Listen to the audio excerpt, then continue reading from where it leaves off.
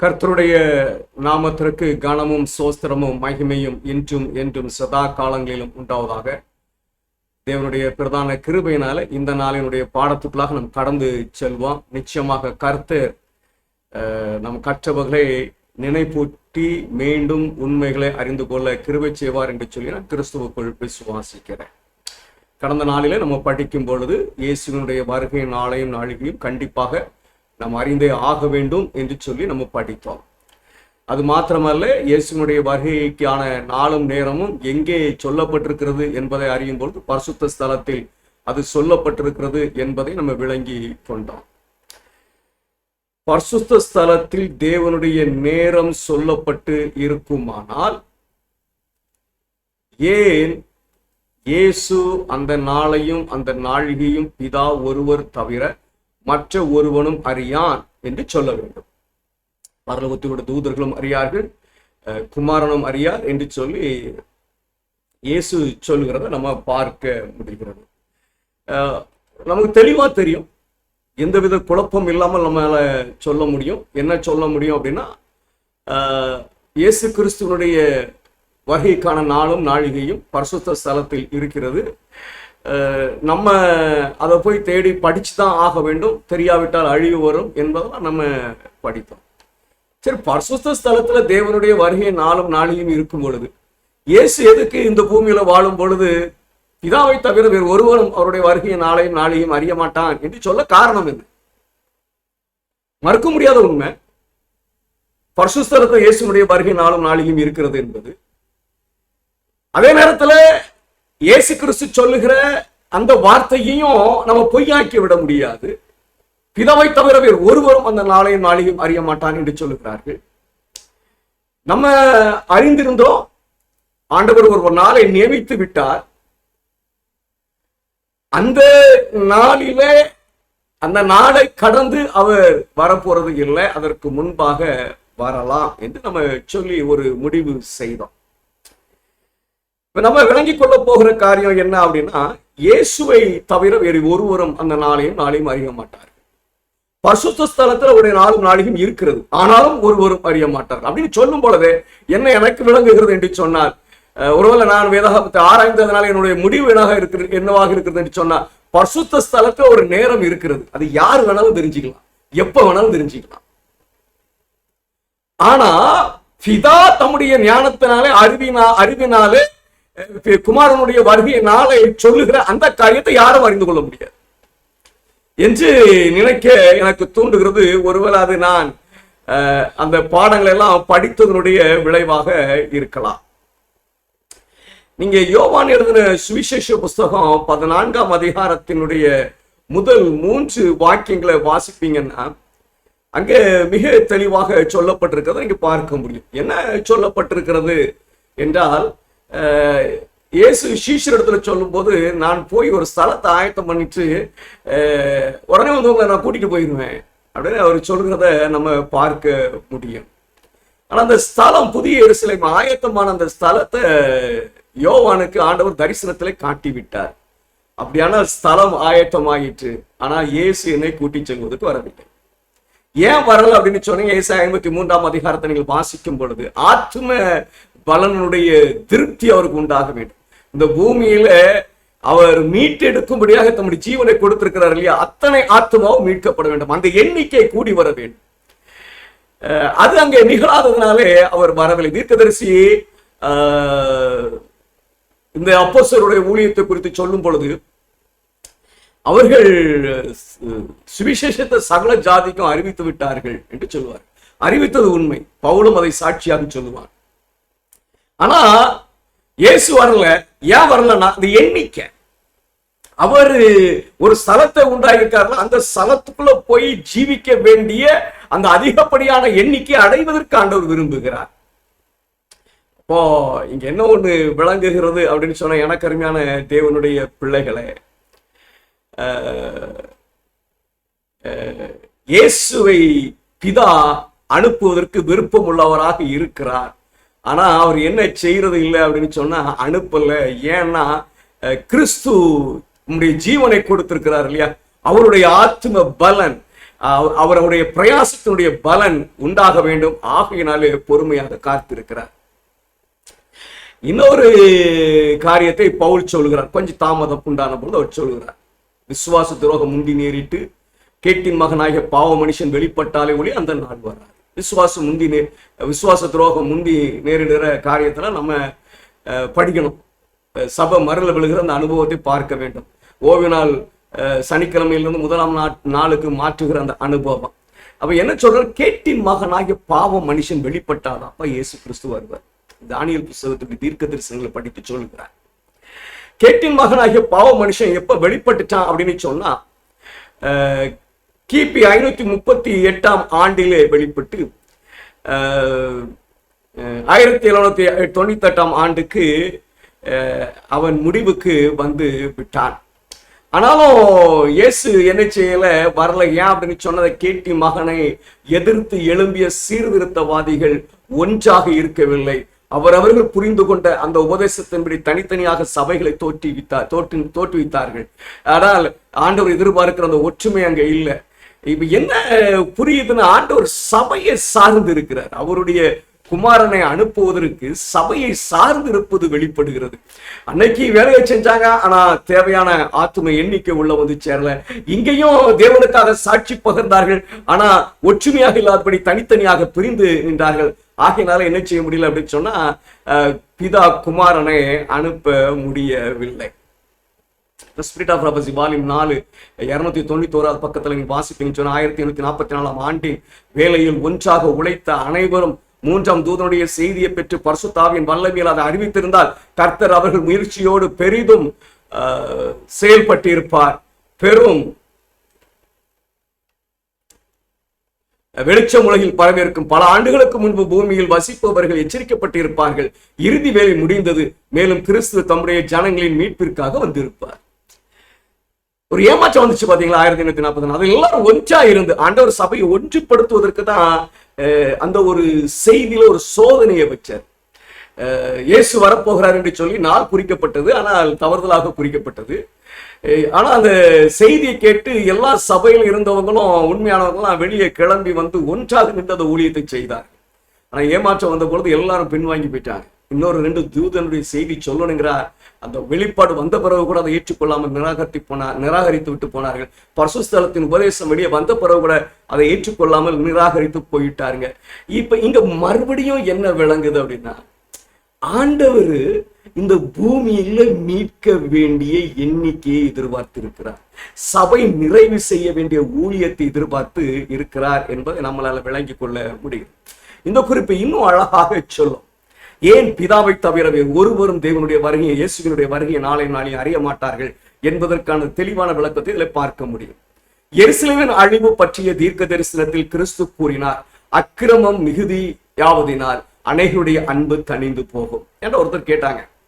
நீங்க 2000 வருஷமா சொல்லிட்டு இருக்கீங்க இயேசு வருவார் வருவார் வருவார், ஆனா இப்ப நீங்க சொன்னீங்கன்னா உங்க ஜனங்களே நம்ப மாட்டாங்க, உங்க பிள்ளைகளை நம்ப மாட்டாங்க அப்படின்னு என்ன சொன்னாங்க. உண்மைதாங்க, நம்ப மாட்டாங்க. ஏன்னா வருவார் வருவார் வருவார்னு சொல்லி சொல்லி அதுவும் சில நேரங்கள் நாளை குறிச்சு ஏமாந்து போய் இதெல்லாம் ஏன் நடக்குது தெரியுமா? இயேசு வரும்பொழுது விசுவாசம் எங்கே இருக்கும்? 140,000 பெரிய ஊழியத்தை செய்ய போறாங்க. ஆனா பெரிய கூட்டம், திரளான கூட்டம் இயேசுக்கு எதிராக தானே இருக்க போகிறார்கள். இந்த ஊழியம் உலகத்தை தேவன் நியாயம் தீர்ப்பதற்கு பக்குவப்படுத்தி கொண்டு இருக்கிறது என்பதை நீங்கள் நான் மறந்துவிடக் கூடாது. முடிவு பரிந்தும் நிலை நிற்பவனை ரட்சிக்கப்படுவான். ராஜ்யத்துடைய இந்த சுவிசேஷம் பூலகங்களில் சகல ஜாதிகளுக்கும் சாட்சியாக பிரசங்கிக்கப்படும். அப்பொழுது முடிவு வரும் என்று இந்த தீர்க்க தரிசனம் மறுபடியும் நிறைவேறும். இந்த தீர்க்க தரிசனம் மறுபடியும் நிறைவேறும். இது இந்த ராஜ்யத்தினுடைய சுவிசேஷ சகல ஜாதிகளுக்கு சொல்லப்படும். ஒருக்க நிறைவேறிற்று, முன்மாரியினுடைய அனுபவத்தில் நிறைவேற்று. இன்னொருக்கு அது நிறைவேறும், பின்மாரியினுடைய அனுபவத்தில் நிறைவேறும்.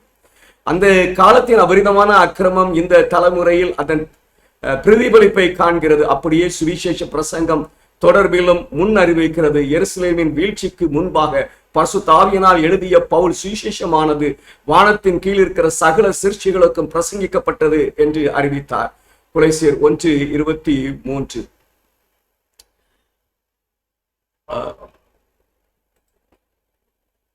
எனவே இப்போது மனுஷகுமாரன் வருகைக்கு முன்பாக நித்திய சுவிசேஷம் சகல ஜாதிகளுக்கும், கோத்திரத்தாருக்கும், பாஷைக்காரருக்கும், ஜனத்தோட்டத்தாருக்கும் பிரசங்கிக்கப்பட வேண்டும். வெளிப்படுத்தல் 16:6-14. மேலும் ஒரு நாளை குறித்து இருக்கிறார். அதிலே அவர் பூலகத்தை நீதியாய் நியாயந்திருப்பார். குறித்த நாளாக எங்க இருக்கு அப்படின்னு சொன்னா பரிசுத்த ஸ்தலத்தில் இருக்கு. அப்போஸ்தலர் 17:30 அந்த குறித்த நாள் ஆண்டவர் பிதா முதலே குறிச்சிட்டார். ரட்சிப்பின் திட்டம் எப்படி எப்படி நடக்கணும், எந்த காலத்துல நடக்கணும் எல்லாம் குறிச்சு அதன்படி அதெல்லாம் நடந்துகிட்டு இருக்குது. அப்படி இயேசு கிறிஸ்துவினுடைய 2ஆம் வருகைக்கும் நாளை குறித்து விட்டார். இந்த பூமியை நியாயந்திருப்பதற்கான நாள் குறிக்கப்பட்டாயிற்று. அதை தாண்டி போகாது. அதனாலதான் நீங்க படிப்பீங்க, அவருடைய தரிசனம் தாமதிக்காது. தாமதிக்கிறது அப்படி நீ நினைச்சா கூட காத்துரு, அந்த நாளை தாண்டி போக நெருங்கி வரும் என்று கிறிஸ்து சொல்கிறார். உலகம் முழுவதும் மனம் திரும்பும் என்று அவர் சொல்லவில்லை. ஆனால் ராஜ்யத்தினுடைய இந்த சுவிசேஷம் உலகமெங்கும் உள்ள சகல ஜாதிகளுக்கும் சாட்சியாக பிரசங்கிக்கப்படும், அப்பொழுது முடிவு வரும் என்றுதான் அவர் சொல்லுகிறார். நம்ம ஊழியத்தை மாத்திட்டோம் தெரியுமா, எச்சரிக்கணும், அவ்வளவுதான். நம்ம இன்னும் நிறைய பேரை கொண்டு வந்துடணும்னு நினைக்கிறோம். கொண்டு வருவது ஆவியானுடைய ஏவுதலோடு கூட அறிவுடை உருவாகுமானால் நிச்சயமா அதை நம்ம பெற்றுக்கொள்ளலாம். ஆனா எச்சரிப்பு வேலையத்தை நம்ம கொடுக்கணும். உலகத்திற்கு சுவிசேஷம் கொடுப்பதன் மூலம் நம்முடைய கர்த்தரின் வருகையை விரைவுபடுத்துவது நமது வல்லமையில் இருக்கிறது. இங்க பாத்தீங்களா, இயேசுடைய வருகைக்கு நாள் குறிக்கப்பட்ட ஆயிற்று. அது பரிசுத்தத்தில் சொல்லப்பட்டு ஆயிற்று. ஆனா அவருடைய வருகையை துரிதப்படுத்துவது நம்முடைய வல்லமையில் இருக்கிறதா? உலகத்திற்கு சுவிசேஷத்தை கொடுப்பதன் மூலம் நம்முடைய கர்த்தரின் வருகையை விரைவுபடுத்துவது நமது வல்லமையில் இருக்கிறது. அப்ப குறிக்கப்பட்ட நாளுல தான் வரணும்னு பிதா காத்திருக்க போறது இல்ல. நான் வேலையை முடிச்சா முந்தி அனுப்பி விட்டுருவேன். நல்லா புரிச்சுக்கிடுங்க, மறந்துடாதீங்க, இந்த கான்செப்ட் எல்லாம் மறந்துடாதீங்க. நாம் உச்சி நோக்குகிறவர்களாக மட்டும் இருக்கக்கூடாது, ஆனால் தேவனுடைய நாளின் வருகையை துரிதப்படுத்தவும் வேண்டும். கர்த்தருடைய கட்டளையின்படி இயேசு கிறிஸ்துவின் சபை தனக்கு நியமிக்கப்பட்ட வேலையை செய்திருந்தால் இந்த உலகமே எச்சரிக்கப்பட்டிருக்கும். கர்த்தராக இயேசு வல்லமையோடும் மகா மகிமையோடும் நம்முடைய பூமிக்கு வந்திருப்பார். இப்போ ரொம்ப தெளிவாக நம்மளால சொல்ல முடியும். ஆண்டவர் பரிசுத்த ஸ்தலத்தில நாளை குறித்து வைத்திருந்தாலும் அது இந்த பூமிக்கு தேவன் நியமித்திருக்கிற அதிகப்படியான காலம்.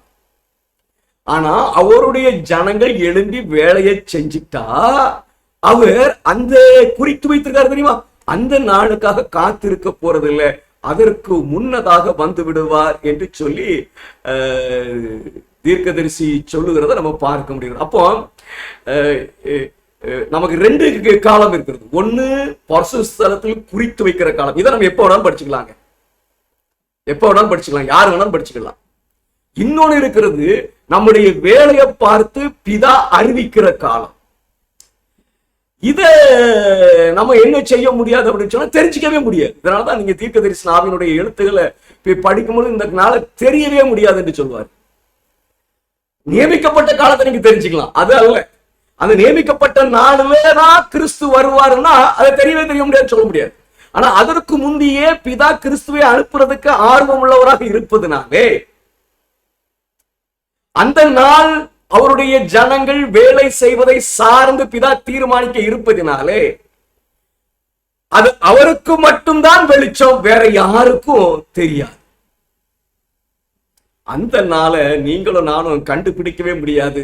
அப்போனா இந்த பரிசுத்த ஸ்தலத்துல போய் இயேசு குறித்திருக்கிற பிதா குறித்திருக்கிற நாளை கண்டுபிடிச்சு அப்படின்னு சொன்னா அது அதிகப்படியான நாள் தானே தவிர இயேசுவை பிதா அனுப்புவதற்கான நாள் அல்ல. அதிகப்படியான நாளை தாண்டி போகாது. அதிகப்படியான நாளுக்கு முன்பாக நான் வேலையை முடிச்சேன்னு சொன்னா அவர் குமாரனை அனுப்பி விடுவார். நம்ம ஒருவேளை வேலையை முடிக்காம இழுத்தடிச்சுலாம் நினைக்காதீங்க. ஆண்டவர் திட்டம் வச்சிருக்கிறார், தெளிவா வச்சிருக்கிறார், அழகா வச்சிருக்கார், முடிச்சுட்டு இருக்கார். சரி, இப்போ உறுதியாக நம்மளால சொல்ல முடியும் இயேசுனுடைய வருகை சபை சுவிசேஷத்தை உலகத்திற்கு அறிவிப்பதை சார்ந்து இருக்கிறது. எவ்வளவு சீக்கிரத்தில் வேலை முடிகிறதோ அவ்வளவு சீக்கிரத்தில் இயேசு வருவார். சபை வேலையை சரியாக செய்திருந்தா இந்த நேரத்தில் இயேசு வந்திருப்பாராம். சபைக்கு கொடுக்கப்பட்ட வேலை என்ன அப்படின்னு சொன்னா அந்த 3 தூதனுடைய செய்தியை சொல்றேன். சரி, இப்போ ஒரு உண்மையை நம்ம விளங்கி இருக்கிறோம். என்ன உண்மையை விளங்கி இருக்கிறோம் அப்படின்னு சொன்னா, தேவன் இந்த பூமியை நியாயந்தீர்க்க ஒரு நாளை நியமித்து இருக்கிறார். இயேசுவின் நாள் நம்முடைய வேலை நிறைவை வைத்து தேவன் நியமித்திருக்கிற நாளுக்குள்ளாக தீர்மானிக்கும். நல்லா 2 நேரம் புரியுதுங்களா? இதெல்லாம் புரிஞ்சுக்கிட்டா தீர்க்கதரிசி ஆவியுடைய எழுத்துல ஒரு குழப்பமே கிடையாதுங்க. இல்லைன்னா குழம்பி அப்படியே அழிஞ்சே போயிடும்.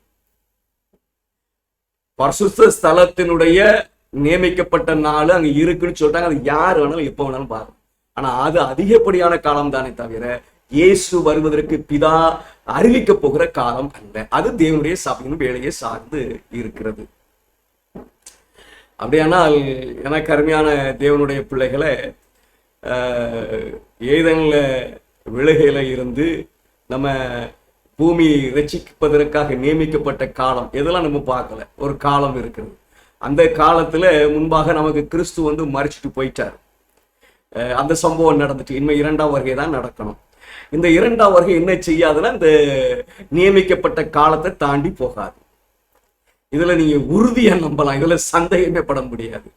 ஆனா என்ன நடக்கிறதுக்கு வாய்ப்பு இருக்குன்னா முந்தி வருகிறதுக்கு வாய்ப்பு. அது முன்னதாக வருகிறதுக்கு வாய்ப்பு. எதை சார்ந்து இருக்கிறது சொன்னா தேவனுடைய சபையினுடைய வேலையை சார்ந்து இருக்கிறது. சபை வேலை எவ்வளவு சீக்கிரம் முடிக்கிறதோ அவ்வளவு சீக்கிரம் கிறிஸ்துவை அனுப்புவதற்கு பிதா விருப்பம் உள்ளவராக இருப்பதனால அது என்ன செய்கிறதுன்னு சொன்னா முந்தி வரலாம். இந்த முந்தி வருகிற நாள நீங்கள் அறியவே முடியாது. அது பிதாவினாலே அறிவிக்கப்படும். ஒருவேளை அந்த நாளை குறித்து தானியேல் 12ஆம் அதிகாரத்தில் சொல்லப்பட்டு இருந்தாலும் அதை நீங்களும் நானும் அறியவே முடியாது. 1,44,000 பேர் அந்த அறிவு தேவன் பிதாவினுடைய பிதா கிறிஸ்துவனுடைய வருகை நாளையும் நாளிகையும் அறிவிக்கும் பொழுது அவர்கள் அதை புரிந்து கொண்டு தானியேல் 12ஆம் அதிகாரத்தில் இருந்து அதை வெளிப்படுத்துவார். சரி, இப்போ இந்த உண்மைகள் புரிஞ்சிருச்சுங்களா? எல்லாருக்கும் புரிச்சிருக்கும் என்று சொல்லி நான் நம்புகிறேன். இப்ப தெளிவாக இருக்கிறது இல்லைங்களா? தெளிவாக இருக்கிறது இல்லைங்களா? பரிசுத்தலத்தில் அவருடைய வருகை நாள் இருக்கிறது. அதே மாதிரி தேவனுடைய வருகை நாளை எப்படி பிதா அறிவிக்க போகிறார்னா சபையினுடைய வேலையை சார். இது ஒண்ணு நம்ம கண்டுபிடிச்சிடலாம். ஏன்னா பரிசுத்தலத்துல சொல்லப்பட்டிருக்கிறது, மாதிரிகளில் இருக்கிறது. அந்த மாதிரியை பார்த்து கண்டுபிடிச்சிடலாம். ஆனா இன்னொன்னு நீங்க கண்டுபிடிக்க முடியாது. அது புடமிடப்பட்டவர்களால புரிந்து கொள்ள போகிற காரியம். 3ஆம் தூதனுடைய காலத்திலே புரிந்து கொள்ள போகிற காரியம். இப்ப நம்ம ஒருவேளை அதை அனுமானித்துக் கொள்ளலாமே தவிர புரிந்து கொள்ள முடியாது. இதை மனதுல வச்சுக்கிட்டு தான் நம்ம என்ன செய்யணும் அப்படின்னா தொடர்ந்து படிக்க வேண்டும். இப்ப நான் ஒண்ணுதான் நான் சொல்ல போறேன். என்ன சொல்ல போறேன்னு சொன்னா, ஒன்றுக்கு மேற்பட்ட மாதிரிகள் இயேசு கிறிஸ்துவனுடைய 2ஆம் வருகைக்கு பரிசுத்தலத்துல இருக்கிறது என்று சொல்லி தீர்க்கதரிசன ஆவியினுடைய எழுத்துக்கள் மூலமாக நம்ம அறிந்திருப்பதனால அது என்னது ஒண்ணு நம்ம ஏற்கனவே படிச்சிட்டோம். யாரு மூலமா படிச்சோம்னா ஜே.என். ஆண்ட்ரூஸ் மூலமாக. யாரோ ஒருத்தர் என்று நினைத்து விடாதீங்க. சபையினுடைய பில்லர். எவ்வளவு பெரிய பிரச்சனைகள் வந்தாலும் அசைக்கப்படாதபடி நின்றவர். அவர் இந்த மாதிரி இயேசுனுடைய வருகைக்கு ஒரு மாதிரியை விளக்குகிறார். என்ன மாதிரி அவர் விளக்குகிறார் அப்படின்னு சொன்னா, நீங்கள் லேவியராகம புஸ்தகத்தை 25ஆம் அதிகாரத்து முதல் 7 வாக்கியங்கள் அவர் இந்த வசனங்கள் எல்லாம் அவர் கொடுத்திருக்கிறார். நான் அதை வாசிக்கணுமா? ஏற்கனவே கடந்த வகுப்பையும் வாசித்திருக்கிறேன். இன்னொரு முறை வாசிப்போனும் தப்பு இல்லை. 6 ஆண்டுகள் பயிரிடப்பட்ட பிறகு எப்படி வாசித்துட்டு மறுபடியும் சொல்லணும் இல்லைங்களா? அதனால நான் சொல்லி விடுகிறேன். ஏற்கனவே வாசித்ததான். இந்த வருஷங்களின் வார பிரமாணம். வருஷங்களின் வார பிரமாணம் அப்படின்னா 7 வருஷம் கொண்ட ஒரு பிரமாணம். இஸ்ரவேலர்கள் அவருடைய தேசத்துக்குள்ள போன பிறகு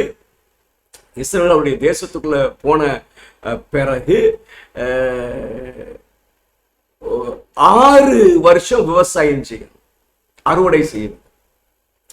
6 வருஷம் அறுவடை வருஷத்தை தொடர்ந்து வருகிற 7வது வருஷம் ஓய்ந்திருக்கணும். தீர்க்கதரிசன எழுத்துக்கள் மூலமாகவும் போகலாம், ஜே.என். ஆண்ட்ரூஸ் எழுத்துக்கள் மூலமாகவும் நீங்க போகலாம். என்ன உண்மையை படிப்பீங்க அப்படின்னு சொன்னா, இந்த 6 அறுவடை வருஷம் மனிதனை ரட்சிப்பதற்காக தேவன் நியமித்த ஒன்று. அதை தொடர்ந்து வருகிற ஓய்வு வருஷம் அது என்னது அப்படின்னு சொல்லி தீர்க்க தரிசன ஆவி ஜேஎன் ஆண்டர்ஸ் ரெண்டையும் போனீங்க அப்படின்னு சொன்னா வெளிப்படுத்த விசேஷ புஸ்தகத்தை வச்சு அவங்க வெளிப்படுத்த விசேஷ புஸ்தகத்தை வச்சு அதை விளக்கியிருப்பாங்க. என்னன்னா வெளிப்படுத்த விசேஷ புஸ்தகத்தை இயேசுவின் வருகையை தொடர்ந்து வருகிற அந்த 1000 வருடத்தினுடைய துவக்கம் இருந்து பூமியை ஓய்ந்து இருக்கிறத நீங்க பார்க்க முடியும். வெளிப்படுத்த 20ஆம் அதிகாரம் முதல் 7 வாக்கியங்களை நீங்க வாசிக்கலாம். இயேசுனுடைய வருகை 19ஆம் அதிகாரத்துல நிறைவடையும். 20ஆம் அதிகாரத்துல சாத்தான் கட்டப்படுவான். அந்த கட்டப்படுகிறதுக்கு முன்பாக துன்மார்க்கர்கள் அழிக்கப்படுவார்கள், பரிசுத்தவான்கள் உயிர் தெழுவார்கள். அந்த முதலாம் உயிர் தெழுதலை இருந்து என்ன தொடங்குறதுன்னா 1000 வருஷ ஓய்வு வருஷம் தொடங்குறது. அப்போ நிழல்ல இருக்கக்கூடிய அந்த வருஷங்களில் பிரமாணங்களில் இருக்கக்கூடிய 7 வருஷத்துல 7வது வருஷமான ஓய்வு வருஷம் நிஜத்துல எத்தனை வருஷம் அப்படின்னு சொல்லும்போது 1000 வருஷம் என்று வெளிப்படுத்துகிறார். இதைத்தான் ஜேஎன் ஆண்டர்ஸும் குறிப்பிட்டிருப்பாங்க. இதைத்தான் தீர்க்க தரிசன ஆவியினுடைய எழுத்துக்களில் பார்க்கலாம். அப்போ இந்த வருஷங்களின் வார பிரமாணத்திற்கு ஒவ்வொரு வருஷத்துக்கும் நிஜத்துல 1000 வருஷம். அப்போ 6 அறுவடை வருஷத்துக்கு 6000 வருஷம். அந்த 6000 வருஷத்தை தொடர்ந்து ஓய்வு வருஷம் வருகிறது. அந்த ஓய்வு வருஷத்தினுடைய துவக்கத்துல கிறிஸ்துவினுடைய வருகையும் பரிசுத்தவான்களுடைய உயிர்த்தெழுதலும் அவருடைய அறுவடை சேகரிப்பதும் இருக்கிறத நீங்க பார்க்க முடியும். அவர் நல்லா சொல்றார் பாருங்க ஜேஎன் ஆண்ட்ரூஸ். 1000 ஆண்டுகளின் 7வது காலம் தியாகிகளின் உயிர்த்தெழுதலுடன் மிருகத்தையோ அல்லது அதன் சொரூபத்தையோ வணங்காத அனைவரின் உயிர்த்தெழுதலுடன் தொடங்கியது. 1000வது வருஷம் எந்த வருஷத்துல தொடங்குதுன்னா 1000வது வருஷம் தொடங்கும் பொழுது அந்த முதல் 7வது 1000 வருஷத்தினுடைய முதல் ஆண்டுல கிறிஸ்துவனுடைய வருகை இருக்கிறது என்பதை நம்ம புரிந்து கொள்ள முடிகிறது.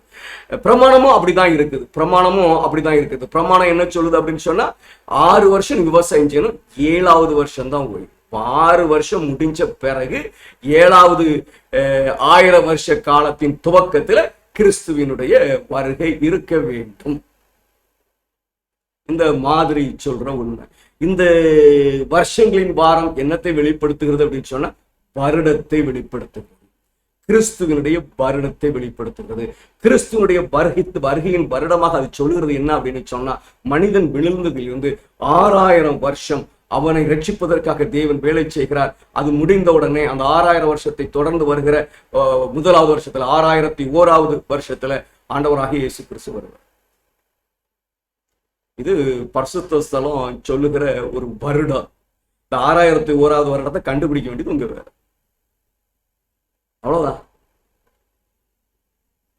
அவ்வளவுதாங்க. இன்னொரு பிரமாணமும் இயேசு கிறிஸ்துனுடைய வருகைக்கு இருக்கு. அது எதை சொல்லுன்னு சொன்னா மாதத்தையும் நாளையும் சொல்லும். தீர்க்கதரிசி சொல்றாங்க. என்ன மாதிரி ஒரு மாதிரி பார்த்துட்டோம். அது வருஷங்களின் வாரம் மாதிரி. அந்த மாதிரியின் மூலமாக இயேசுனுடைய 2ஆம் வருகையினுடைய ஆண்டை கண்டுபிடித்தோம். மனிதன் விழுந்ததிலிருந்து 6001வது ஆண்டு. 6000 ஆண்டு முடிஞ்சிடணும். அடுத்து வருகிற ஓய்வு வருஷத்தினுடைய 7வது 1000 ஆண்டினுடைய முதல் ஆண்டு, அதாவது 6001ஆம் ஆண்டில் இயேசுனுடைய வருகை இருக்கும். இன்னொரு உண்மையை அவங்க சொல்றாங்க. இன்னொரு மாதிரியை இயேசு கிறிஸ்துவின் வருகைக்கு ஒப்பிடுகிறாங்க. பஸ்கா பண்டிகையை போல கூடார பண்டிகை ஞாபகார்த்தமானது. கூடார பண்டிகை ஞாபகார்த்தமானது மட்டுமல்ல, அது அடையாளபூர்வமானது. இது வனாந்தர வாழ்வை மாத்திரம் குறிக்கவில்லை, ஆனால் பூமியின் பலன்களை சேகரிப்பதை அறுப்பு கால பண்டிகை கொண்டாடியது. மேலும் பதர்களை அக்னியாக ஒன்று சேர்த்து கட்டுகளாக சேர்க்கவும், கோதுமை மணிகளை தம்முடைய களஞ்சியத்தில் சேர்க்கவும், அறுப்பின் தேவன் தம்முடைய அறுப்புக்காரர்களை அனுப்புகின்ற போது உள்ள மகா நாளின் இறுதி சேகரிப்பை சுட்டி காட்டியது. இயேசு கிறிஸ்துவின் வருகையில நடக்க போகிற சேகரிப்பை சேர்ப்பின் பண்டிகை சுட்டி காட்டுகிறது. இந்த சேர்ப்பின் பண்டிகை எப்ப நடக்கும் அப்படின்னா நல்ல வசனங்கள் இங்க போடல. 7ஆம் மாதம் 15ஆம் தேதி. இது எல்லாமே சரியா இருக்கும். பஸ்கா பண்டிகை அதனுடைய நிஜம் நிறைவேறுகிற வருஷத்துல 1ஆம் மாதம் 14ஆம் தேதியில நடக்கும். பஸ்கா பண்டிகை 1ஆம் மாதம் 14ஆம் தேதி கொண்டாடப்பட வேண்டும். இயேசு எந்த வருஷத்துல மரிக்கிறாரோ அந்த வருஷத்தினுடைய 1ஆம் மாதம் 14ஆம் தேதியில மரிப்பார். அப்படித்தான் அவருடைய உயிர் தெழுது. ஓய்வு நாளுக்கு அடுத்த நாள் கதல் கேட்டு அசைவிட வேண்டும். ஓய்வு நாளுக்கு அடுத்த நாள் அவர் உயிர் தெழுவார். 50ஆம் நாள் புதிய போஜனம் கொடுக்க வேண்டும். சீஷர்கள் தங்களை புதியவர்களாக மாற்றி அமைத்து முன்மாரியினுடைய அபிஷேகத்தை பெற்றுக்கொண்டது 50வது நாள். அப்படி போல இயேசு கிறிஸ்துவனுடைய வருகையும் எப்போ இருக்கும் அப்படின்னு சொன்னா, அவர் வரும்படியாக பரிசுத்த ஸ்தலம் அறிவிக்கிற 6001ஆம் ஆண்டினுடைய யூத நாட்காட்டிப்படி 7ஆம் மாதம் 15ஆம் தேதி, யூதர்களுடைய கேலண்டர் படி 7ஆம் மாதம் 15ஆம் தேதி இயேசு. சிம்பிள் இல்ல? முடிச்சு போச்சுங்களா? பாடம் முடிச்சு போச்சுங்களா? 6001ஆம் ஆண்டை நீங்க கண்டுபிடிச்சிட்டீங்க அப்படின்னு சொன்னா, இயேசு 7ஆம் மாதம் 15 அக்டோபர் மாசத்தினுடைய கடைசி பகுதி, 2வது வாரம் அது 3வது வாரத்துல அது வரும், வந்துட போறாரு. அவ்வளவுதான்.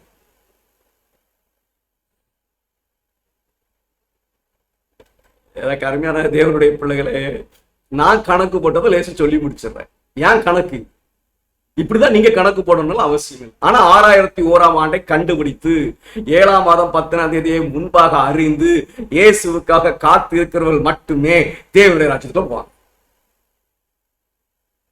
அப்படிதான் நம்ம படிச்சிருக்கிறோம். யாருக்கு இது விளங்காது? பொல்லாதவர்களா இருப்பவர்களும் விளங்காது, துன்மார்க்கமாய் இருப்பவர்களும் விளங்காது. யாருக்கு இது விளங்காது? விழித்திருக்காமல் இருக்கிறவர்களுக்கு விளங்காது. விழித்திருக்கிறவர்கள் விளங்கிக் கொள்வார்கள், உண்மையாக இருக்கிறவர்கள் விளங்கிக் கொள்வார்கள் என்று வேதம் நமக்கு சொல்கிறது. இதன் அடிப்படையில தான் கடைசி காலத்துல பலன் கொடுக்கப்படும். அதை மறந்துடாதீங்க. சரி, அப்படின்னா இந்த காலத்தை நம்ம கணக்கிட வேண்டியது மிக மிக அவசியமானது. இதை நீங்க 2 விதமா கணக்கிட்டு பார்க்கலாம். ஒன்று நீங்க எப்படி கணக்கிட வேண்டும் என்று சொன்னால், வேதாகமத்தினுடைய சரித்திரத்தை கணக்கிட்டு பார்க்க வேண்டும். ஏன்னா ஜேன் ஆண்ட்ரூஸ் அப்படிதான் கணக்கிட்டு பார்த்தார். தீர்க்கதரிசியானால அது எதிர்க்கப்படவில்லை.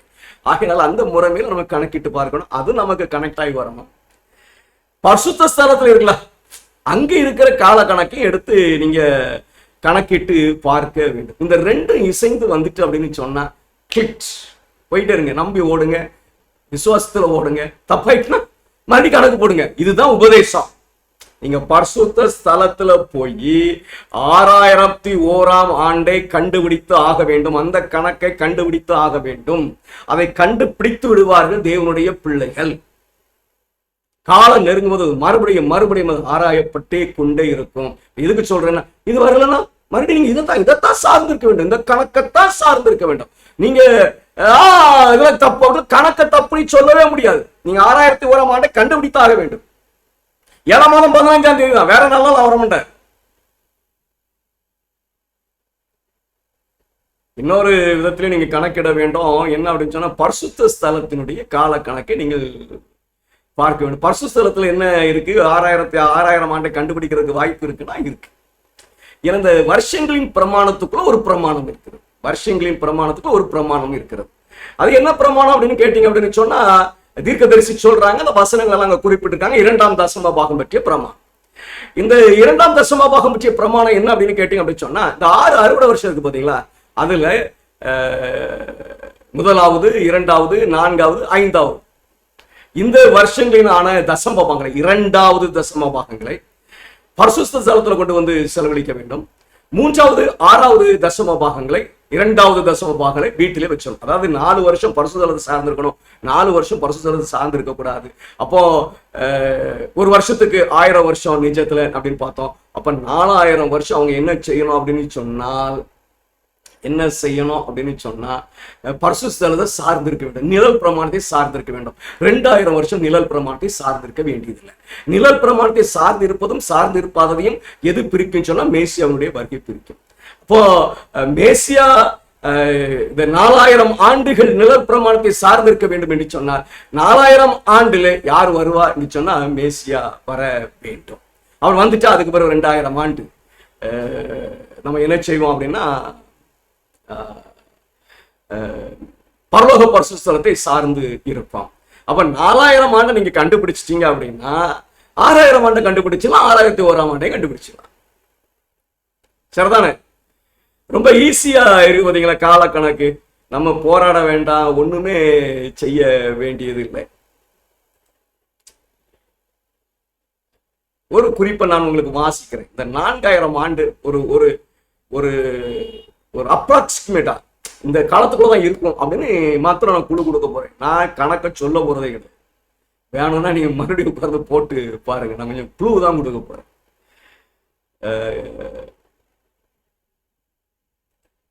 அந்த குறிப்பை நான் வாசிக்கிறேன். ஏதெனில் இருந்து ஆதாமும் ஏவாளும் மிகவும் சாதகமான சூழ்நிலைக்கு வைக்கப்பட்டனர். ஏதெனில் இருந்த ஆதாமும் ஏவாளும் மிகவும் சாதகமான சூழ்நிலையில் வைக்கப்பட்டனர். தேவனுடனும் தூதருடனும் ஐக்கியம் கொள்வது அவர்களின் சிலாக்கியம். தேவனுடைய ஒளியும் தூதர்களின் ஒளியும் அவர்களுடன் இருந்தது, அவர்களை சுற்றி இருந்தது. அவர்களின் தோற்றத்தின் சிருஷ்டிகரே அவர்களின் ஆசிரியர். இங்க அவங்க ஏதோ எந்த நேரத்தை போக்கஸ் பண்ணி எழுதுறாங்கன்னு சொன்னா இயேசுடைய வனாந்தர சோதனை. நம்ம பின்னாடி வரும்போது வருந்துக்கலாம். ஆதாமுக்கு இப்படிலாம் இருந்துச்சு, ஆனா இயேசுக்கு எப்படி இருந்துச்சு அப்படின்னு ஒரு கம்பேரிட்டிவ் ஸ்டடி தான் அங்க இருக்கும். பொதுவா இந்த காலத்தை குறித்து பேசும்போது அவங்க கம்பேரிட்டிவ் ஸ்டடி தான், அதை ஒப்பிட்டு பார்க்கிறத தான் அங்க வெளிப்படுத்துவாங்க. ஆனால் அவர்கள் தந்திரமான எதிரியின் அதிகாரம் மற்றும் சோதனைகளுக்குள் கீழே விழுந்துட்டாங்க. ஏதேன் தோட்டத்தில் அவங்க விழுந்துட்டாங்க. சாத்தானை குறித்து சொல்றாங்க. சாத்தான் தேவனுடைய அரசாங்கத்திற்கு எதிராக 4000 ஆண்டுகள் கிரியை செய்து கொண்டிருந்தார். இயேசுடைய வனாந்தர சோதனையை குறித்து சொல்றாங்க. வனாந்தர சோதனையை குறித்து எத்தனை ஆண்டுகள் கிரியை செய்துட்டு இருக்கிறான்? 4000 ஆண்டுகள். ஏதேன்ல இருந்து வனாந்தர சோதனை வரைக்கும் எத்தனை ஆண்டுகள் அங்கே கடந்து வந்திருக்குதுன்னு சொன்னா 4000 ஆண்டுகள், மாதங்கள் அல்ல. இதான் நம்ம குழம்பி இருப்போம் கடந்த படிக்கும்போது மாதத்தை கணக்கு பண்ணிருப்போம். ஆண்டு தான் இங்க சொல்லுது, 4000 ஆண்டு. சாத்தான் தேவனுடைய அரசாங்கத்திற்கு எதிராக 4000 ஆண்டுகள் கிரியை செய்து கொண்டிருந்தார். 4000 ஆண்டுகள் தான். 4001 கிடையாது, 3999 கிடையாது, வெறும் 4000 ஆண்டு தான். அப்படிதான் சொல்றாங்க. சொல்றதா நான் சொல்ல முடியும். ஏன்னா நான் புரிந்து கொண்டது, நீங்க வேற மாதிரி புரிஞ்சுக்கலாம். நான் என்ன புரியுதான், சாத்தான் தேவனுடைய அரசாங்கத்திற்காக 4000 ஆண்டுகள் கிரியை செய்து கொண்டிருந்தான். மேலும் உறுதியான பயிற்சி மூலம் அவன் வலிமையும் அனுபவத்தையும் பெற்றிருந்தான். சும்மா இல்லை, 4000 ஆண்டு பயிற்சி மூலம் அவன் நல்ல பவர்ஃபுல் பர்சனா இருந்தான். ஏதெனில் ஆதாமின் நன்மைகள் வீழ்ந்த மனிதர்களுக்கு இல்லை. அவருக்கு இருந்த சூழ்நிலை, அவர் பரிசுத்தமான தேவனோட உறவாடினார், தூதர்களோட உறவாடினார். அந்த சூழ்நிலை விழுந்து போன மனிதருக்கு இல்லை. அவர்கள் மனிதர்கள், விழுந்து போன மனிதர்கள் 4000 ஆண்டுகளாக தேவனிடமிருந்து பிரிந்து வாழ்ந்து வந்தனர். அங்க சாத்தானச்சா 4000 ஆண்டு தேவனுடைய அரசாங்கத்துக்கு எதிராக விளைச்சாங்க. இவங்க 4000 ஆண்டுகளாக அதை விட்டு பிரிந்து வாழுகிறார்கள். சாத்தானுடைய அந்த 4000 எக்ஸாக்ட் 4000 இயர்ஸ். அப்போ இங்கேயும் மனிதர்கள் புரிந்து வருவதும் எக்ஸாக்ட் 4000 இயர்ஸ். சாத்தான் பூமியில் வெற்றியுடன் ஆட்சி செய்வதை தோன்றும் வரை சாத்தானின் சோதனைகளை புரிந்து கொள்வதற்கான ஞானமும் எதிர்த்து நிற்கும் சக்தியும் குறைந்து கொண்டே வந்தன. பசியும் பேரார்வமும் உலகத்தின் மீதான அன்பும் அகந்தையான பாவங்களும் தீமையின் மாபெரும் கிளைகளாகும். அவற்றில் இருந்ததான் குற்றம், வன்முறை, பாவம் ஆகியவை வளர்ந்தன. சாத்தானின் பசியின் அடிப்படையில் கிறிஸ்துவை வெல்லும் நோக்கத்தில் தோற்கடிக்கப்பட்டான். எங்க வனாந்தரத்தில், இங்கே வனாந்தரத்தில் கிறிஸ்து பசியின் அடிப்படையில் இனத்தின் சார்பாக ஒரு வெற்றியை அடைந்தார். எதிர்காலத்தில் மனிதன் தனது சொந்த சார்பாக பசியின் வலிமையை வெல்வதை சாத்தியமாக்கினார். அப்போ இயேசு கிறிஸ்து வனாந்தரத்தில் சோதிக்கப்பட்ட போது சாத்தான் மனிதன் விழுந்ததிலிருந்து 4000வது ஆண்டில் இருக்கிறான். அந்த என்ன பலவீனம் அந்த 4000 ஆண்டுகளில மனித இனத்தில் உண்டாயிருந்தோ அதே பலவீனத்தில் இயேசு பிறந்து 30 ஆண்டுகள் இருந்து வனாந்தரத்தில் சோதனையை தாங்கினார். அதே பலவீனத்தோடு நின்றுதான் சோதனையை தாங்கினார். நான் ஆதாம் ஏதேன் தோட்டத்தில் ஒரு பலத்தோடு இருந்த அந்த பலத்தோடு அல்ல. விழுந்து போன மனிதனுக்கு எவ்வளவு சரீர பலவீனம் இருக்குமோ, எவ்வளவு தீமையான சூழ்நிலை இருக்குமோ, அதையெல்லாம் அவர் எதிர்த்து நின்று சோதனையை வனாந்தரத்தில் தாங்கி செய்தார். இப்ப இது எனக்கு ஒரு சின்ன குழு 4000 ஆண்டு வனாந்தரத்தில் இருக்கிறது என்று சொல்லு. சரி, இப்ப 4000 ஆண்டுகள் வனாந்தரத்துல முடியுது அப்படின்னு நான் நம்புறேன். வனாந்தரத்தினுடைய அனுபவம் இயேசுவினுடைய 4000 ஆண்டு என்று சொல்லி நான் நம்புகிறேன். அது அப்படிதான் இருக்கு. அதில் வியாக்கியானம்லாம் இல்லை, சும்மா வாசித்தா அப்படி புரியுது. பல குறிப்புகள் எடுத்து வாசிக்கும் போது நம்ம அதை விளங்கிக் கொள்வதில் கொஞ்சம் சிரமம் இருக்கிறது. அந்த சிரமத்தை நம்ம தீர்க்கணும். நம்ம சரி பார்ப்போம் அப்படி வாழுகிறவர்கள் கிறிஸ்தவர்கள் கிடையாது. அது அவிசுவாசம். சரி வரட்டும் பார்ப்போம், சரி ஏதோ இருக்குது, நம்மளை சரியா புரிச்சுக்கொள்ள முடியல அப்படி விட்டு இல்லை, ஒரு புரிதலுக்குள்ள வந்து ஆகணும். அது கிறிஸ்துவ நாமத்தை மகிமைப்படுத்துறதாக இருக்க வேண்டும், என் விசுவாசத்தை பலப்படுத்துறதாக இருக்க வேண்டும். அவ்வளவுதான். நான் வாசிக்கிறேன் பாருங்க இந்த குறிப்பு. இதை நீங்க எப்படி விளங்குகிறீங்களோ விளங்குங்க. தவறு நான் ஒரு தவறா புரியுறேன் அப்படின்னு நினைச்சீங்கன்னா நீங்க சுட்டி காட்டலாம். 4000 ஆண்டுகளுக்கு முன்பு, எக்ஸாக்ட் 4000 இயர்ஸ், 4000 ஆண்டுகளுக்கு முன்பு அப்படின்னா 4000 ஆண்டு முடிகிற 4000 ஆண்டுகள் எப்படி சொல்லலாம், ஒரு தேதியிலிருந்து 4000 ஆண்டுகள் எண்ணிட்டீங்கன்னா அந்த தேதிக்கு முன்பாக ஒரு சம்பவம் நடக்குது. 4000 ஆண்டுகளுக்கு முன்பு தேவனுடைய சிங்காசனத்திலிருந்து பரலோகத்தில் வேப்பூட்டும் மற்றும் ரகசியமான செய்தியை தெரியப்படுத்தும் ஒரு சத்தம் கேட்டது. என்னது அந்த ரகசியமான செய்தி? கீழே வாசிக்கிற சம்பவத்தை தெரிஞ்சுக்கிடுங்க. கிறிஸ்து தம்முடைய பிதாவுடன் ஆலோசனையில் பூமியில் தமது ஜீவனுக்கான திட்டத்தை வகுத்தார். மனிதன் விழுந்த உடனே பரலோகத்தில் அந்த மனிதனை மீட்பதற்கான திட்டம் வகுக்கப்பட்டுச்சுல, அப்ப நடக்கிற சம்பவத்தை எழுதுறாங்க. 4000 ஆண்டுகளுக்கு முன்பாக அந்த சம்பவம் நடந்துச்சா. இது எந்த இடங்கிறத கண்டுபிடிக்கணும். பலியையும் காணிக்கையும் நீர் விரும்பாமல் என் செவிகளை திறந்தீர், சர்வாங்க தகன பலியும் பாவ நிவாரண பலியும் நீ கேட்கவில்லை. மிருக பலியெல்லாம் நீர் கேட்கல. நமக்கு புரிகிற மாதிரி எழுதப்பட்டிருக்கிறது. அப்பொழுது நான் இதோ வருகிறேன், புஸ்தகத்தில் என்னை குறித்து எழுதியிருக்கிறது. இயேசு சொல்லுகிறார், பலியாகுவதற்கு நான் வருகிறேன். 4000 ஆண்டுகளுக்கு முன்பு அவர் பலியாகிற 4000 ஆண்டுகளுக்கு முன்பு பரலோகத்தில் அந்த திட்டம் வகுக்கப்பட்டு மனிதனுக்கு அறிவிக்கப்பட்டு வருகிறேன், புஸ்தகத்தில் என்னை குறித்து எழுதியிருக்கிறது. என் தேவனை உமக்கு பிரியமானதை செய்ய விரும்புகிறேன், உமது நியாயப்பிரமாணம் என் உள்ளத்திற்குள் இருக்கிறது என்று சொன்னேன். கிறிஸ்து தம்முடைய பிதாவுடன் ஆலோசனையில் பூமியில் தமது ஜீவனுக்கான திட்டத்தை வகுத்தார். இது ஒரு தற்செயல் அல்ல. நான் அடிக்கடி சொல்றது இது சும்மா ஏதோ ரைட்டு நடந்துட்டு பிரச்சனை அப்படி இல்லை. இது ஒரு திட்டம், இது ஒரு தற்செயல் அல்ல. ஆனால் உலக மீட்பர் தமது கிரீடத்தை தூக்கி எரிந்துவிட்டு தமது அரச வங்கியை ஒதுக்கி வைத்துவிட்டு ஒரு மனிதனாக நம் உலகத்திற்கு வர வேண்டும் என்று ஒரு திட்டம். இயேசு கிறிஸ்து இந்த பூமிக்கு மரிப்பதற்காக வரும் பொழுது அவருடைய வாழ்க்கை எப்படி இருக்கணும், அவர் எப்படி பிறக்கணும், எப்படி நடத்தப்படணும் எல்லாம் கரெக்டா திட்டமிடப்பட்டுச்சு.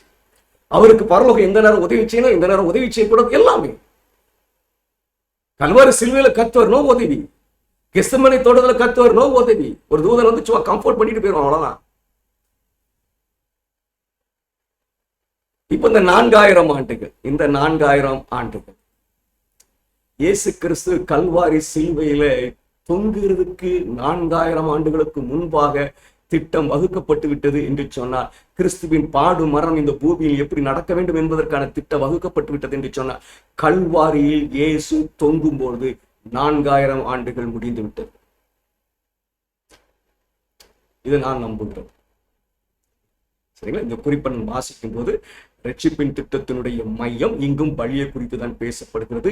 இயேசு கிறிஸ்து பலியாகிறதுக்கு 4000 ஆண்டுகளுக்கு முன்பாக அப்படின்னு சொன்னா, இயேசு 31ஆம் ஆண்டிலே சிலுவையில தொங்கும் பொழுது 4000 ஆண்டுகள் முடிந்து விட்டது.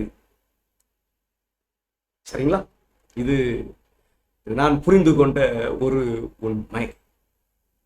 அப்ப நான் 31ஆம் ஆண்டெல்லாம் நான் என்ன செய்ய போறதில்ல, 4000 ஆண்டா இன்னைக்கு நான் பார்க்க போறதே கிடையாது. சரிங்களா? இன்னொரு குறிப்பும், இதுவும் எனக்கு மொழியாக்கத்துல கொஞ்சம் பிரச்சனைக்குரிய குறிப்பு தான். ஆனாலும் உங்களோட கூட பகிர்ந்து கொள்கிறேன். ஆங்கிலத்தில் இருக்கு பாருங்க, ஏற்கனவே இதை நடத்திருக்கிறேன்னு நினைக்கிறேன், ரிப்பீட் தான் பண்றோம். The story of Bethlehem is an exhaustless theme. But Jesus accepted humanity when the race had been weakened by 4000 years of sin. இந்த பைங்கிற வார்த்தை நிறைய அர்த்தம் தமிழ்ல இருக்கு, ஆங்கிலத்திலையும் அதுக்கு நிறைய அர்த்தங்கள் இருக்கு. அப்போ நம்ம இந்த இடத்துல விளங்கி கொள்ளணும்னா ஒரு வேதாகம் ஆராய்ச்சி இருந்து தான் இந்த வசனத்தை நம்ம விளங்கி கொள்ள முடியும், இந்த வார்த்தையை விளங்கி கொள்ள முடியும். கடந்த குறிப்பு, அதுக்கு முந்தின குறிப்பு நம்ம வாசிக்கும் பொழுது இயேசு கிறிஸ்து மரிக்கும் பொழுது 4000 ஆண்டு முடிந்து விட்டது. வனாந்தரத்துல சாத்தான் நிற்கும்போது 4000 ஆண்டு அனுபவம், எக்ஸாக்ட் 4000 இயர்ஸ் அனுபவம் அவனுக்கு இருக்கிறது. அப்போ இங்க பிறப்புல இந்த பைங்கிற வார்த்தைய சரியாக புரிந்து கொள்ள வேண்டியது அவசியமாக இருக்கு. இப்போ I'll meet you by 8 o'clock அப்படின்னு சொன்னா exact 8 o'clockல I'll be arriving by 9 o'clock அப்படின்னா அந்த 9 மணி வருகிறதுக்கு முன்பாக சொல்கிற ஒரு அனுபவம். நான் அதை பல விதமாக மொழியாக்கம் பண்ண பிரயாசப்பட்டேன். இந்த பைங்கிற வார்த்தைக்கு நியர் என்றும் அர்த்தம் உண்டு, அருகில் அப்படின்னு. அப்போ அந்த அர்த்தத்தை மனதில் வச்சுக்கிட்டு அதை மொழியாக்கம் செய்தால் பெத்லகேமின் கதை ஒரு முடிவு அற்ற கருப்பொருள். ஆனால் பாவத்தின் 4000 வருடங்கள் அருகில் மனித இனம் பலவீனப்பட்ட போது இயேசு மனித குலத்தை ஏற்றுக்கொண்டார். இப்படியும் அதை நம்ம புரிந்து கொள்ளலாம். இயேசுடைய பிறப்பை குறித்து இங்க எழுதுறாங்க. இது ஞானஸ்நானம் அல்ல, இது பிறப்பு. பெத்லகேமினுடைய சம்பவத்தை குறித்து எழுதுறாங்க. அப்போ 4000 ஆண்டு நிறைவடைகிற தருவாயில் இருக்கும் பொழுது இயேசு பிறந்தார். அப்போ இயேசு பிறக்கும் பொழுது 4000 ஆண்டு முடியல. தான் என்னுடைய புரிதல். இயேசு மரிக்கும் பொழுது 4000 ஆண்டு முடிந்து விட்டது. இயேசு பிறக்கும் பொழுது 4000 ஆண்டு முடியல. இன்னொரு விதமாகவும் அதை மொழியாக்கம் செய்யலாம். அது ரொம்ப எக்ஸாக்ட் மொழியாக்கமாக எனக்கு புரிந்தது. பெத்லகேமின் கதை ஒரு முடிவற்ற கருப்பொருள்.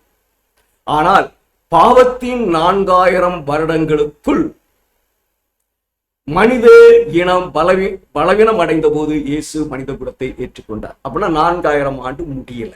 இயேசு பிறக்கும் போது 4000 ஆண்டு முடியல. இன்னொரு மொழியாக்கத்தை நம்ம என்ன செய்யலாம்னு சொன்னா, காரணம் பைங்கிற வார்த்தையை ஒரு காரணமாக காட்டி மொழியாக்கம் செய்கிறது. ஆனா எனக்கு அப்படி ஒரு காரணம் அங்கே இருக்கிறதாகவே எனக்கு தெரியல அந்த வார்த்தைக்கு. ஆனாலும் சிலர் அப்படி மொழியாக்கம் செய்கிறதே நான் கலந்து பேசி தெரிஞ்சுக்கிட்டது. பெத்லகேமின் கதை ஒரு முடிவற்ற கருப்பொருள். ஆனால் மனித இனம் 4000 ஆண்டுகளால் ஆண்டு கால பாவத்தால் பலவீனம் அடைந்த போது இங்க அந்த by 4000 years of sin பாவத்தை காரணமாக்கி அது மொழியாக்கம். எனக்கு இது சரியாக தெரியல. 4000 ஆண்டு பாவத்துக்குள் 4000 ஆண்டுகள், 4000 ஆண்டு பாவ வாழ்க்கைக்குள்ள, அந்த பாவ வாழ்க்கை உலகத்தில் காணப்பட்ட பொழுது இயேசு பிறந்தார். ஆனால் பாவத்தின் 4000 வருடங்களுக்குள் இன்னும் வருடம் முடியல. அப்ப இயேசுனுடைய பிறப்புல 4000 ஆண்டு முடியலங்க. இயேசுனுடைய மரணத்துல 4000 ஆண்டு மரிக்கும் பொழுது 4000 ஆண்டுகள் முடிந்து விட்டு 31க்கு முந்தி 4000 ஆண்டு முடித்துட்டு இயேசு பிறந்த ஆண்டுக்கு பிறகுதான் 4000 ஆண்டு வருகிறது. தீர்க்கதரிசி சொல்றாங்க. அந்த குறிப்புகளை படிக்கும் பொழுது சாத்தான் 4000 மனிதன் விழுந்ததிலிருந்து 4000 ஆண்டு பரலோகத்துக்கு இதுக்கு எதிராக கலகம் செய்து கொண்டிருந்தான். 4000 ஆண்டு பலமுடையவனாக மாறி இருந்தான். இயேசு கிறிஸ்து வரும்பொழுது 4000 ஆண்டுகள் மனிதர்கள் விழுந்த நிலையில் இருந்தார்கள். அந்த பலவீனத்துல இயேசு மனித குலத்தின் அவதாரத்தை எடுத்துக்கொண்டு வனாந்தரத்துல சாத்தானுக்கு எதிராக ஜெயித்தார். அப்ப வனாந்தரத்துல 4000 ஆண்டு முடிகிறது. இது என்னுடைய கன்க்ளூஷன். நான் யார் மணி திணிக்கிறதுலாம் விரும்புறதில்லை, சரிங்களா? இது என்னுடைய கன்க்ளூஷன். சரி, ஒரு குறிப்பு. என்னுடைய முந்தைய மொழியாக்கம், இந்த குறிப்பினுடைய முந்தைய மொழியாக்கம், சரிங்களா? அப்போ மனதில் இருந்த எண்ணம் வேற, மற்றவர்கள் வாசித்து எனக்கு கற்றுக் கொடுத்த காரியம் வேற. அதனால என்னுடைய மொழியாக்கம் அதை சார்ந்து இருந்தது. பாலான வனாந்தரத்தில் ஏதெனில் ஆதாம் சோதிக்கப்பட்ட போது இருந்த நிலை போல சாத்தானுடைய சோதனையை சகித்துக் கொள்ள கிறிஸ்துவுக்கு அவ்வளவு சாதகமான நிலை இல்லை. ஏதேனில் இருந்து 4000 ஆண்டுகள் மனித இனம் அலைந்து திரிந்த பின் தேவனுடைய குமாரன் தன்னை தாழ்த்தி மனிதனுடைய சாயலை பெற்றார். சோதனையின் வனாந்திரத்தில் கிறிஸ்து ஆதாம் தாங்க தவறிய சோதனையை தாங்க அவனிடத்திலே நின்றார். இங்கே கிறிஸ்து ஆதாம் தனது வீட்டின் ஒளிக்கு அவனுடைய முதுகை திருப்பிய 4000 ஆண்டுகளுக்கு பிறகு பாவியின் சார்பாக வென்றார். இது என்னுடைய கடந்த மொழியாக்கம், சரிங்களா? ஆனா இன்னைக்கு என்னுடைய புரிதல் வேற. என்னுடைய புரிதல் வேற. என்னுடைய இங்கிலீஷை காட்டுறேன். இங்கிலீஷ் தெரிஞ்சவங்க என்னுடைய புரிதல்ல தப்பு இருக்குன்னா திருத்திடுங்க, சரிங்களா? The Son of God humbled himself and took man's nature after the race had weakened 4000 years from Adam. நான் முந்தி இந்த ஆப்டரை எடுத்து காலத்துக்கு முன்பாக போட்டு மொழியாக்கம் செய்தேன். 4000 ஆண்டுகளுக்கு பிறகு ஆஃப்டரை எடுத்து எங்க போட்டேன்? காலத்திற்கு பின்பாக போட்டு மொழியாக்கம் செய்தேன். ஆனா இங்க ஆஃப்டர் எங்க இருக்குன்னு சொன்னா மனித இனகம் விழுந்ததுல இருக்கு. மனித இனம் விழுந்துட்டு எவ்வளவு காலத்துக்கு எவ்வளவு காலமாக கடந்த பிறகு விழுந்தது? 4000 ஆண்டுகள். அதை நான் தமிழ்லயே வாசிக்கிறேன், எனக்கு இங்கிலீஷ்ல வாசிக்க டக்குன்னு சொல்ல தெரியல, உண்மையை சொல்லிடுவோம், தமிழ்ல வாசிக்கிறேன்.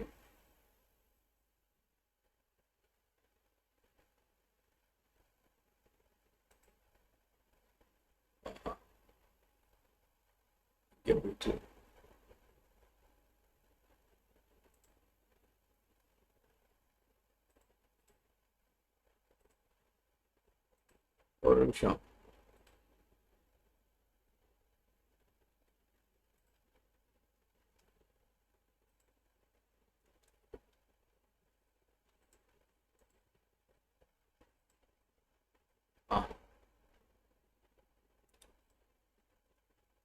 சரி, இப்போ நான் எப்படி பார்க்கிறேன் அப்படின்னு சொன்னா, இந்த ப்ளூ லைட்ல இருக்கு பாருங்க, ஏதேனில் இருந்து 4000 ஆண்டு அலைந்து திரிந்த மனித இனத்தின் சாயலை தேவனுடைய குமாரன் தம்மை தாழ்த்தி எடுத்துக்கூடாது. ஆஃப்டர் எடுத்துட்டு வந்து எங்க இருக்கோ அங்க இங்கிலீஷ்ல எப்படி இருக்கோ அந்த இடத்துலயே வச்சு மொழியாக்கம் செய்யறதுக்கு பிரயாசப்பட்டேன்.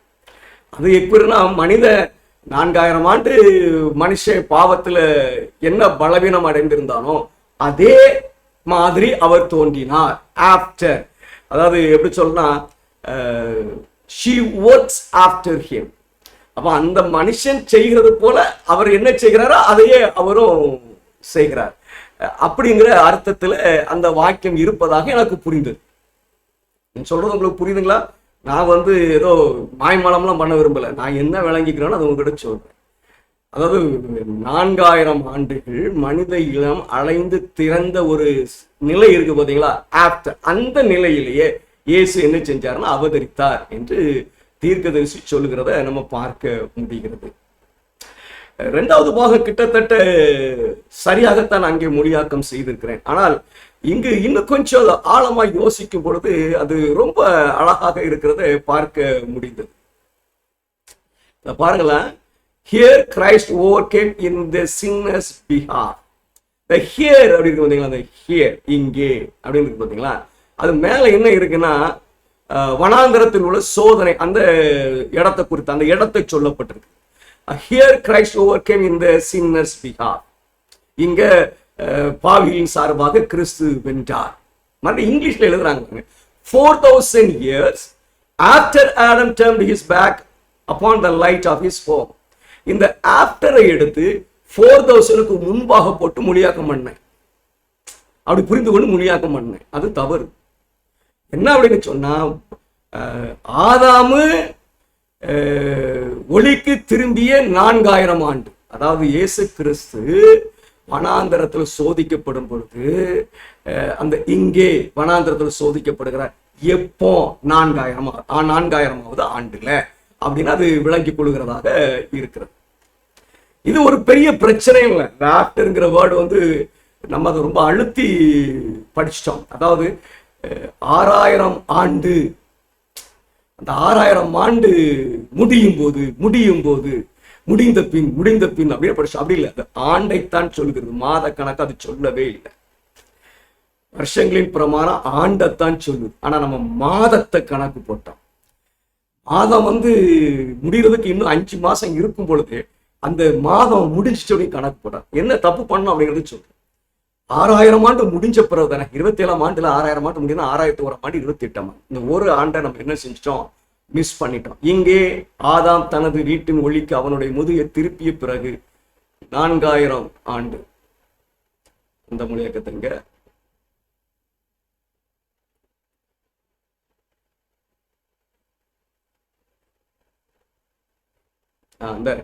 இங்கே, அதாவது இதுல இருந்து வாசிக்கிறேன், கிறிஸ்து ஆதாம் தாங்க தவறிய சோதனையை தாங்க அவன் இடத்தில் நின்றார். இங்கே ஆதாம் தனது வீட்டின் ஒளியிற்கு அவனுடைய முதுகை திருப்பிய பிறகு 4000 ஆண்டு. அந்த இடத்துல எவ்வளவு காலம் ஆகுதுன்னா 4000 ஆண்டு ஆகுது. கிறிஸ்து பாவியின் சார்பாக வென்றார். சரி, எனக்கு அருமையான தேவனுடைய பிள்ளைகளை, இனி காலத்தை நீங்க கணக்கு போட்டுக்கிட வேண்டியதான். சரியா? காலத்தை நீங்க கணக்கு போட்டுக்கிட வேண்டியது. நான் கணக்கு போட்டதின்படி அந்த 4000 ஆண்டு தீர்க்க தரிசனம் இது நம்ம தானியேல் 9வது அதிகாரத்தின்படி 27ஆம் ஆண்டில் இயேசு ஞானஸ்நானம் எடுத்து வனாந்திரத்தில் சோதிக்கப்பட்டார். அப்ப 4000 ஆண்டு எப்போ வருதுன்னு சொன்னா 27ல வருது. அப்ப 6000 ஆண்டு எப்போ வரும்னா 2027ல வரும். அப்ப 6001ஆம் ஆண்டுல தான் இயேசு வருவார். அப்பதான் ஓய்வு வருஷம் தொடங்குது.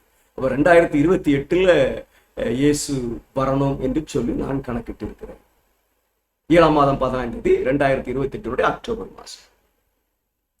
இதுல இருந்து 1335 கழிச்சுங்கன்னா 2025ஆம் ஆண்டு மார்ச் மாசத்தினுடைய துவக்கத்துல அல்லது பிப்ரவரி மாசத்தினுடைய கடைசியில என்ன வரணும் அப்படின்னு சொன்னா ஞாயிறு ஆசிரியர் சட்டம் வரும். சரி, இது உங்களுக்கு புரிந்திருக்கும் என்று சொல்லி நான் கிறிஸ்துவுக்குள் விசுவாசிக்கிறேன். ஏதாவது உங்களுக்கு சந்தேகம் இருந்தால் நீங்க நினைச்சலாம் கேட்கலாம்.